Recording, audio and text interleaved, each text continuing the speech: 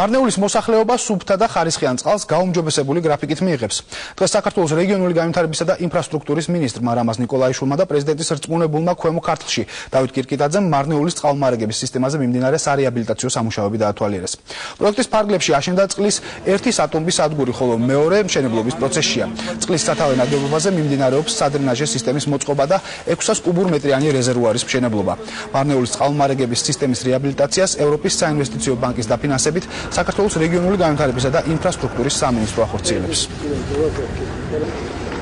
ადგილიდან სატუმბებს ვაშენებთ, მოვახდენთ წყლის გადაკაჩვას მარნეულისკენ, რაც მოგცემს საშუალებას, რომ ყოველდღიურად 4-5 საათის განმავლობაში უკვე მაისში მარნეულელებს მივაწოდოთ წყალი. ეს მნიშვნელოვანი პროექტია, ეს არის ჩვენი გეგმის ერთ-ერთი ნაწილი და მინდა გითხრათ, რომ აბსოლუტურად ყველა ქალაქში 2012 წლის ბოლოს 2013-ში ყოველდღიურ წყლის მომარაგებაზე გადავალთ. და სწორედ აი ამ პროექტის ერთ-ერთი ნაწილი არის მარნეულის წყლის მომარაგების საკითხის დალაგება. ძალიან მნიშვნელოვანი პროექტია ეს მარნეულისთვის, ამიტომ ყავს კონტროლზე აყვანილი, რათა ვადებში და ხარისხიანად შესრულდეს ყველა ის სამუშაო, რაც დაგეგმილი იყო ინფრასტრუქტურის სამინისტროს მიერ. სათავე ნაგებობა თავიდან ბოლომდე წესრიგდება, რის შედეგადაც ჩვენ უკვე პროექტის დასრულების შემდგომ მარნეულში მივიღებთ ყოველდღიურ წყალმარაგებას ნაცვლად კვირაში 2-3 დღეს.